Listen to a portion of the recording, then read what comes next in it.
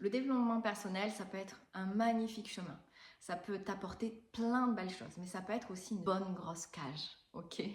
Et là, moi, ce que j'ai envie de te montrer, c'est les 5 signes qui te montrent là où tu peux te cacher dans le développement personnel et en fait qui vont t'éviter, qui vont t'amener à fuir, qui vont pas finalement t'amener à voir ta grandeur, à t'apporter plus d'amour, à réaliser tes rêves, mais qui vont en fait finalement t'enkyloser dans quelque chose où tu crois te transformer, mais finalement tu fuis encore. Moi, ce que j'ai envie d'apporter, je ne vais pas dire moi, mais bon, bref, c'est fait. Ce que j'ai envie d'apporter, c'est de la rencontre en profondeur, de la rencontre avec soi, de l'autorisation et de l'accueil de toutes les parties de soi. Et tu vas voir que parfois, le développement personnel, quand il devient une fuite, en fait, il nous amène à rejeter des parts de nous. Et ça nous amène à fuir. Signe numéro 1. Tu travailles sur toi et ça fait des mois que rien ne se passe pour toi. Ici, c'est souvent une peur d'échouer, une peur de réussir, besoin de perfectionnisme. On veut attendre le bon moment pour agir. Sauf qu'en fait, ça veut simplement dire que tu es en chantier. Et en fait, signe numéro 1.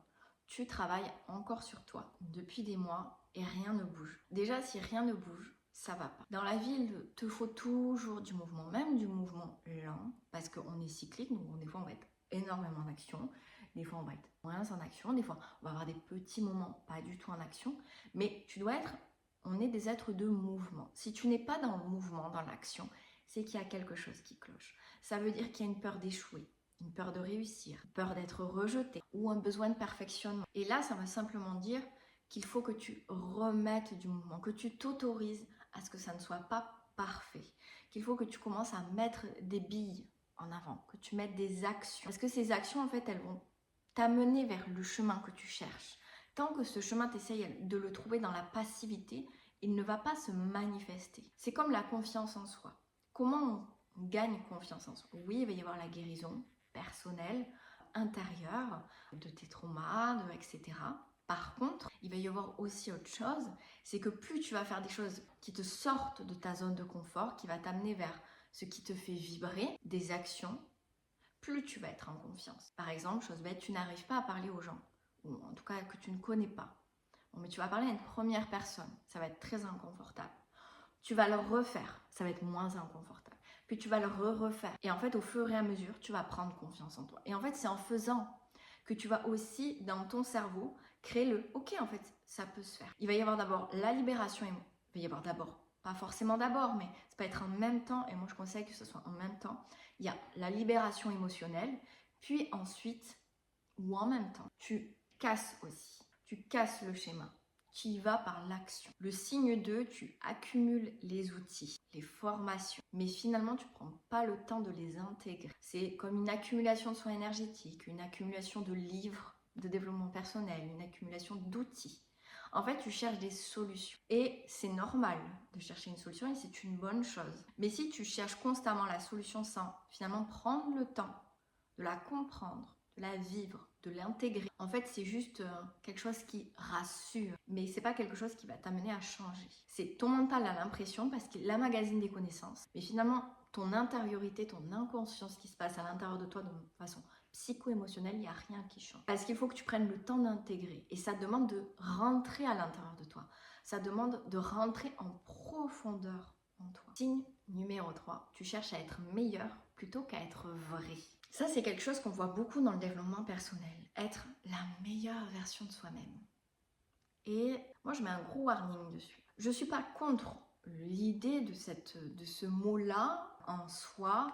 Il est très intéressant. Mais c'est que souvent, quand on n'a pas conscience de ce que ça signifie, j'en viens en termes de notions psychologiques, etc., on va croire qu'on doit correspondre à un modèle. On doit correspondre à telle femme sur Instagram, on doit correspondre à telle businesswoman, on doit être comme cette femme. Et en fait, la meilleure version de soi-même, c'est pas devenir soi-même, être davantage soi, plus vrai, connecté à son potentiel, c'est être quelqu'un d'autre ou répondre à des attentes sociétales. Et là, en fait, tu es dans un éloignement de toi-même. Tu cherches à être plus lumineuse, plus alignée, plus douce, plus puissante, plus si, plus... mais dans une dynamique où tu t'extrais de toi-même. C'est pour ça que dans She is Wolf, qui est vraiment connecté à la puissance féminine, je dis en fait, nous, on est dans un espace d'autorisation.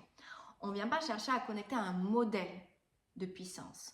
On cherche à s'autoriser un espace où on s'épanouit tout en ayant conscience de notre ombre, en nous connectant en descendant à l'intérieur de nous et en nous libérant des injonctions. Parce qu'en fait, tu es unique, tu es magique, tu es extraordinaire. Oui, j'ose le dire à n'importe qui regarde cette vidéo. Mais tu dois d'abord te connecter à ton potentiel, à ce qu'il y a à l'intérieur de toi, et pas en essayant de correspondre à quelque chose d'extérieur. Et le développement personnel, parfois, s'il est soit mal compris par la personne qui l'enseigne, soit mal compris en le lisant, il peut faire croire qu'on doit être autre chose que nous-mêmes, ou qu'on doit être des bêtes de productivité. Non. Oui, bien sûr, si tu as un projet professionnel, tu vas chercher à être productif, ça c'est évident. Mais ta valeur n'est pas définie par ça. Et ça, c'est vraiment important de dissocier notre valeur de tout ça. Signe numéro 4, tu hésites à poser des actions claires, des décisions.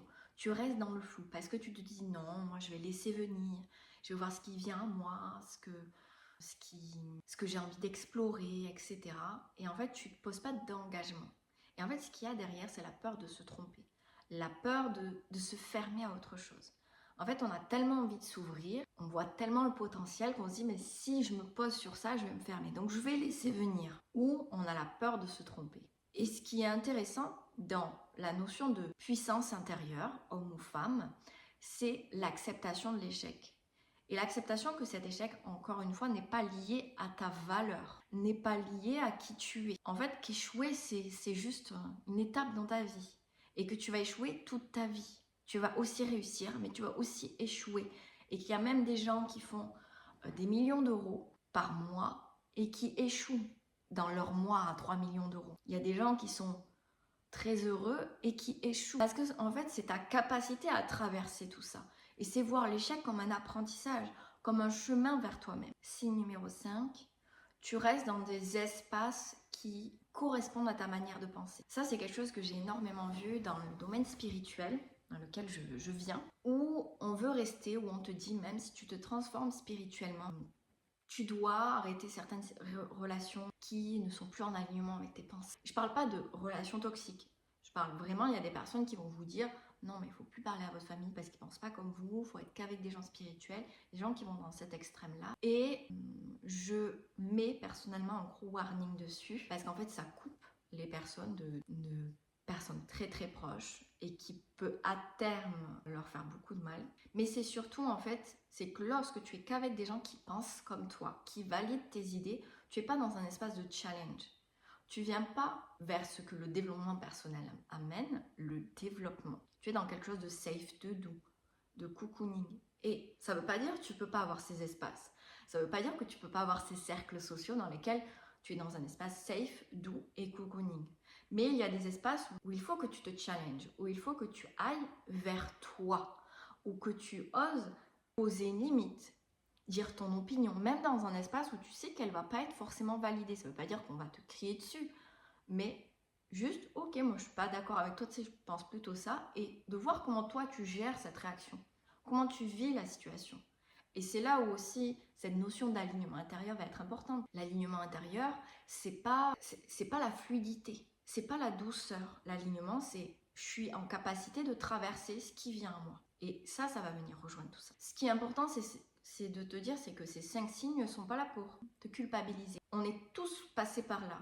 Je m'inclus. On y passe tous. Et on y repasse. Parce que la vie fait que. Le tout, c'est d'en prendre conscience. D'en prendre conscience, c'est se dire, ok, je fais quoi de ça? C'est là pour venir t'aider à voir ce moment de bascule en toi. Et dans ce cas-là, s'il y a eu des signes qui t'ont parlé, que tu sais que tu as pu utiliser avant, que tu utilises encore, sans t'en rendre compte, parce que c'est confortable, je t'invite à rejoindre She's Wolf, cet espace d'autorisation, pour venir lever avec profondeur, puissance, mais beaucoup d'amour, ces leviers-là en toi. Tout est en lien de description.